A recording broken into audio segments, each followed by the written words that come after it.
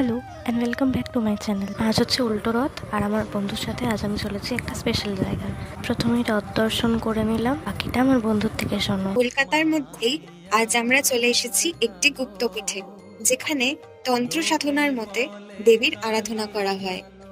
এই মন্দিরটি বেলগাছিয়ার তারাশঙ্করী পীঠ। মন্দিরটি প্রতিষ্ঠিত হয় 1952 খ্রিস্টাব্দে। এবার আমি বলি, লোকমুখে মন্দিরটি পরেশকালী মন্দির নামেও পরিচিত, কারণ পরেশ ঠাকুর এই মন্দিরটি প্রতিষ্ঠা করেছিলেন।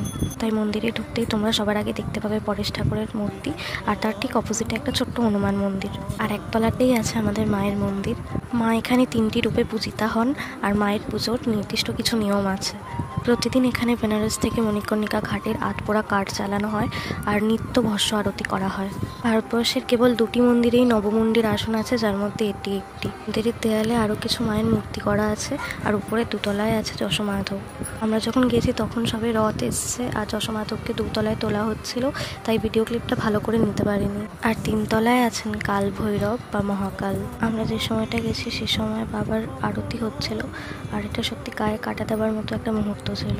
তোমরা কারা কারা এই মন্দিরে গেছো অবশ্যই কমেন্টে জানিও। এরপর বন্ধুকে বিদায় জানিয়ে আমি চলে এলাম বাড়ি এসে একটু পাঁপড় ভাজা খেয়ে নিলাম। আজকের জন্য ব্যাস এত। ভিডিওটা ভালো লাগলে একটা লাইক করে দিও। টাটা।